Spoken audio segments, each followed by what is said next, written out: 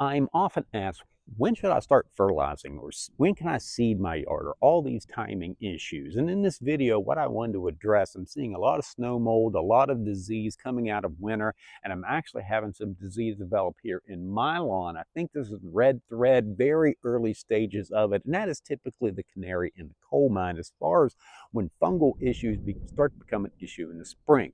I'm going to go over the options in this video and also speak to some of the labeling so you can really understand what rates to use and how to instigate or actually start a fungicide program on your lawn that not only will ensure you have very healthy grass throughout the spring, get that grass growing and being as healthy as possible going into the stress of summer. We're going to talk about the labels, how to read those a little bit, and what rates and what they actually mean. I'm going to get that at the end, and that can actually save you some money looking at it. Definitely understand these labels. So let's get started. At the end of the day, as a homeowner, you basically have three active ingredients you could put on your lawn. One is Propiconazole. There are several products out there. I'll put the products underneath the active ingredient here so you get a vibe for what exactly products are have that active ingredient. Second one is an Azoxystrobin, and the third one is a thiophanate-methyl. All of these are on my Amazon storefront fungicide ideas list. So how would you start the season? Well, let's look at the active ingredients. Propiconazole treats for just about anything that you would have in the spring, and Azoxystrobin does as well.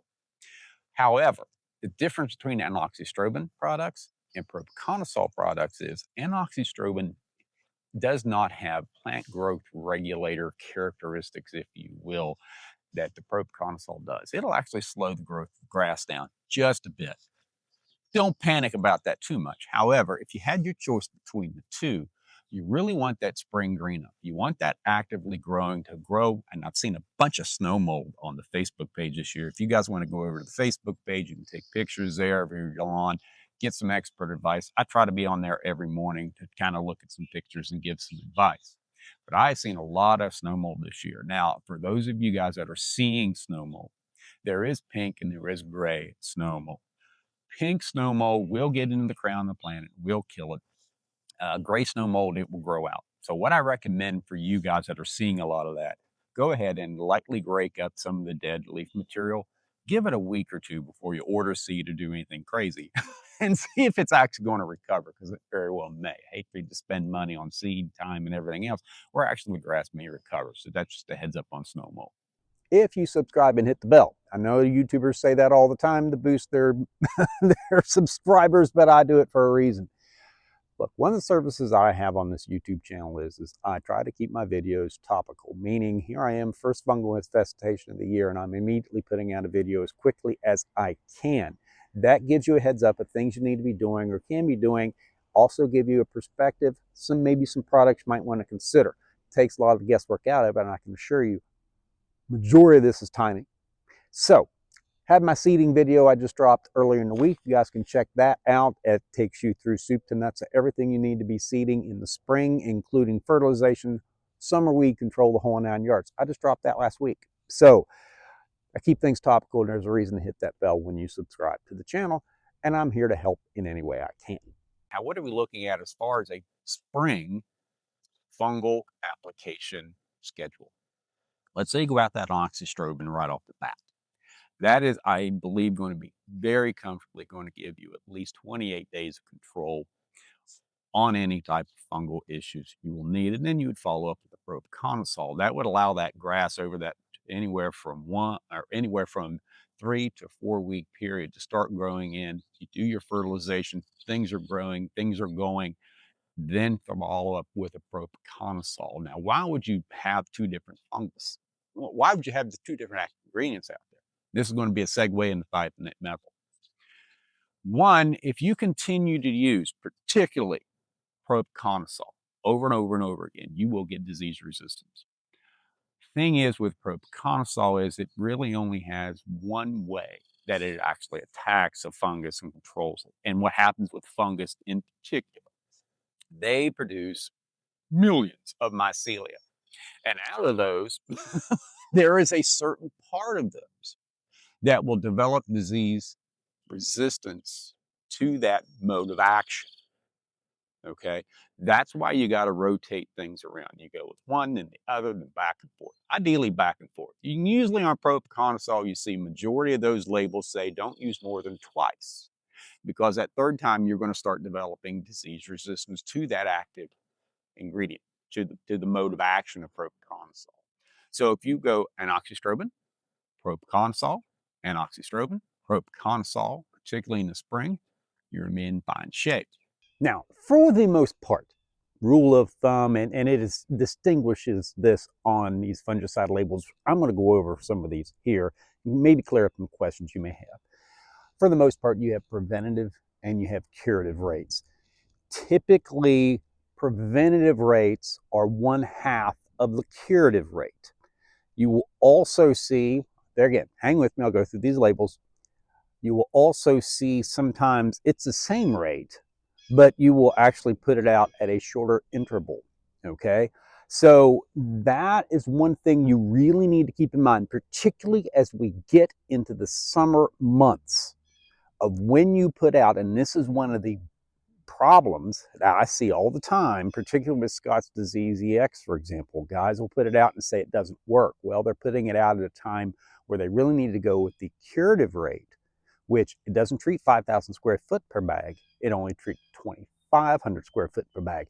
You need to double the rate. So that's one. I want to give you what fungicide that at least I would use, and I am using first, yeah, Azoxystrobin, and two, explain these label rates a little bit. Also, little fun here. If you happen to notice something different about me in this video, leave it down in the comments. I'll give you a shout out in the next video if you get it right. All right, guys, real quick. If you're doing any kind of planting this spring, whether it's trees, shrubs, even fence posts, I've got something here that can save you a ton of time and effort. It's the Wild Badger Power 40-volt brushless earth auger. I've been putting it to work around here. First thing you'll notice is there's no gas, no cords, no hassle. Just pop in the battery, pull the trigger, and you're drilling holes. It's powered by a brushless motor, so you're getting a solid torque to cut through soil without bogging down like some of the other smaller units out there. It comes with an 8-inch bit and it will drill down over 30 inches, which is perfect for most planting jobs around the house. If you ever dug holes by hand, you already know this is right here is a game changer. What I really like about the variable speed and reverse, when you hit a rock, and you will, you just back it out without fighting the machine. That alone makes a big difference when you're doing multiple holes. And the big advantage here is the 40-volt battery platform. The same battery that runs the auger also runs their snowblower, snow shovel, even their 18-inch lawnmower. So if you're building out your lawn care equipment and you're not buying a separate battery for every system and every tool, for me, this is all about efficiency. Get the holes done faster, less wear on your body, and move on the next job. If you guys want to check this out, I'll have a link down in the description. Definitely worth a look if you've got planting or projects coming up this season. And I thank Wild Badger for sponsoring this video. Okay, I want to go through these labels with you fairly quickly, kind of illustrate some things that you might need to look at, things you need to know about, consider whenever you're putting out a fungicide. Let's start off with Azoxystrobin products. Scott's disease EX. I try to give everybody a granular or a hose end adapter. And then we're also going to talk about something you put out with backpack spare too, so it can sort of get all skill levels, so to speak. So start off with the granular Scott's disease EX. Few things that are on the front of these packages is gives you 4 weeks of control and treats up to 5,000 square feet. The main thing is up to 5,000 square feet and up to 4 weeks of control. This is what I need you guys to realize. When you're looking at these labels, you really need to look at the rates that they're putting on these. And here's this one is Scott's product. Great product, but you got to understand preventative rate is that 4 weeks of control and is that control of 5,000 square feet. If you have active disease, you're going to have to add a curative rate, which means you're not going to get 5,000 square feet. You're only going to get control for 2,500 square feet. So when you have active disease, you've got to double the rate. Now, this is why I'm sort of stressing maybe thinking about a preventative program is you guys wait until May, you have active disease. Now you got about twice as much. So this is the math that starts making sense of going out preventatively. There again, red thread's a canary in coal mine. you're probably going to be able to fertilize your way out of red thread. But if you start your preventive program now, you actually can use less product. Now let's go over to a sprayable. Now this is for backpack sprayer guys. I'm going to do math here at the end to how much you can actually save by doing with something with a backpack sprayer versus with a grain. Or now, one thing you will notice there on the upper right hand corner, you'll see Group 11 fungicide. Azoxystrobin is a Group 11 fungicide. What they do is fungicides. They also do herbicides and insecticides. Is they put them in group numbers. Those group numbers designate the mode of action of a particular pathogen going. Now, the reason why they put that on there is you continue to use the same group number over and over and over and over. You're going to get resistance to that particular mode of action of that particular active ingredient. Something else you need to be aware of whenever you're putting out something as far as with a backpack sprayer. Fungicides do not move downward into the plant. They only move up. That's why the spray volume, this 2 to 4 gallons per 1,000 square feet of spray volume is that high. You really need to get that turf coated with that fungicide because it only moves through the xylem. You have essentially the circulatory system of the plant is the xylem, which moves materials up, and the phloem, which moves things down. They do not move through the phloem, only the xylem. So that's why that high spray volume. Back on Propiconazole, get to that in a minute. I had many colleagues that were golf course superintendents actually run the irrigation system just a little bit in order to water Propiconazole in. On those granulars, by the way, you do need to water those in just a bit, about a tenth, maybe a hair more rain. You're not watering it down in the turf canopy like you would a grub control product, or probably down in the soil or past the thatch into the soil. You just need to get in the lower part of the plant. So you do need to water these granular product in particular. Now let's look at as far as the spray amount. You'll see on here essentially, a 0.38 ounce rate will give you 14 days. 0.77 will give you 28 days of control. Now, I will say this during the spring, that is going to be pretty much the standard. That is going to be true. Once we get into June, and particularly when you get into summer temperatures, nighttime temperatures above 65, definitely above 70 degrees, that ain't going to hold true. You're probably going to be at a 14-day interval, particularly with Kentucky bluegrass and ryegrass. And tall fescue, not so much, but you're probably going to be closer to that 14-day interval, even at that high rate during the summer in order to prevent disease. So here in the spring, you're easily going to get out, particularly at that 0.77 ounce rate per 1,000 square feet. You're going to get easy 28 days control. What I'm trying to make is this. Let's say you're using that disease DX, you wait until you get disease. You could have went ahead and put 2 applications of that product out in your health, and your grass would have been healthy. And now you have active disease out there. Just be aware of during the summer, this interval is going to be shortened quite a bit because of the disease pressure.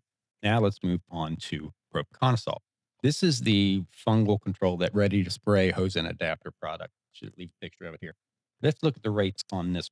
One thing about these hose and adapters, they say it should take 5 to 6 minutes to empty the container before. And basically what they're saying is you need to cover 5,000 square feet in 5 to 6 minutes. I would err on the side of caution and put 5 minutes on. Even practice if you need to. Both backpack sprayers, hose and adapters, granular fungicide applications. Practice a little bit before you start doing these things. And I will say, if you guys are not very familiar with putting things out, fungal, putting out fungicide first is probably not bad practice, so to speak. I wouldn't go with herbicides. That was the first time you ever put something out on your yard because you can damage some things. Fungicides are pretty safe as far as damaging grass. You don't want to exceed the label rate. Don't want to do that. Environmental reasons and legal reasons. Don't want to do that. So anyway, now here we are. Existing disease. You'll have to apply this every 14 days. Kind of like what I was talking about with the Artavia product. You have to shorten that window when you have active disease or high disease pressure. But here, if you put this out before, you are going to get that 30 days of control if you go preventative. So that's what I'm saying. You can really save some money by going out preventative rate. Now let's look at the granular. And here we are on how much to put out. Curative rate, putting 3.5 pounds per 1,000 square feet. Preventative, you're putting 2 pounds per 1,000. Here they're talking curative. You're going to have to do that in 14-day intervals. So you're putting conceivably 3.5 pounds per 1,000 square feet first. Coming in 14 days later, you're putting out another 3.5 pounds per thousand. Where if you would have went preventative, conceivably, you'd done 2 pounds per thousand square feet, and that'd give you anywhere from 21 to 30 days of control. So you're looking at putting out 2 pounds per thousand for 30 days, or 7 pounds per thousand to get 30 days of control. Now let's go down to the gunner. Here we go, Propiconazole Group 3 fungicide. All these Propiconazole products is 2 bio-advanced products, and this one are Group 3 fungicide. There again, Azoxystrobin is Group 11. Now on gunner, as far as the label rates, or pardon me, the volume, I generally went out at around 1 to 1.5, ideally 2-gallon range of spray volume per thousand. You should be just fine. You're looking at 1 ounce per thousand square feet to control most diseases. That's going to give you 14 days of control. I would argue you could probably go 1.5 for that enoxystrobin, the first one, propiconazole for the second one. You go 1.5, you'll probably get 28 days of control out of that. So that'll save you a little bit. I'm pretty confident you can do that for propiconazole. Once when you get into those temperatures, nighttime temperatures above 60, definitely 65 and certainly 70, that spray interval is probably going to be 14 days minimum on, particularly with Kentucky bluegrass. Tall fescue, not so much. You'll probably be closer to that, 2 ounces, or probably 1 ounce is going to give you that 21 day of control for most situations. So give you a little guidance there. Now, what you'll need as far as to rotate into your fungal programs in June, enoxystrobin does not treat for dollar spot. So you're going to have to put this thiophanate-methyl. This is the only one that I've found that is labeled for DIY homeowner application use. Is this Jonathan Green product? You can put it out 1.5, 3 pounds per thousand square feet. I would probably in that June time frame, probably looking closer to that 3 pounds per thousand square foot ballpark, and that should give you 14 days of control on that. And I would probably throw that in your rotation starting in June and continuing that clear into probably late October. I have been hit a number of times with dollar spot. Seems like worse in the fall than I have any other time during the year, though it is very active, particularly after June. Not so much in the spring. Can get there, can happen, but if you got that Propiconazole working out there for you, probably in pretty good shape. Okay, something else you might want to consider now we're going into the year. Do you want to go with granular or you want to go with a spray? What's the math on this? Let's say you're treating 20,000 square feet. And I'm picking that because if you go with the Artevia product, at 16 ounces, that treats a total of 20,000 square foot in the bottle if you go at that 0.77 ounce rate. That's at the high rate. That bottle is going to cost you probably around 50 bucks. If you were to go out at the high rate that is recommended by Scott's, you would need to treat 20,000 square feet. You would need 8 bags of that at roughly $20 a bag. So for the same 20,000 square feet at high rates with both products, Scott's Disease EX is going to cost you about 160, and the Artevia product is going to cost you 50. So it gives you an idea of the math there, what makes sense to you. So that's spring fungal control. If you guys want to check out my Amazon storefront, here's the QR code that takes you straight to the fungicide list on Amazon. I have also one on Lowe's, but the Amazon is more complete. Lowe's has some of these. They have some Atticus products, but I like going to the Amazon storefront. You can find it all there. So anyway, I hope this helps you a little bit, gives you some guidance and thought going into the year, watching these labels, and make sure you get the most efficacy out of your fungicide applications, particularly going into the spring, and put you a game plan together going into summer. So anyway, I'm agronomist Greg Phillips. I hope this helps. Thanks for watching.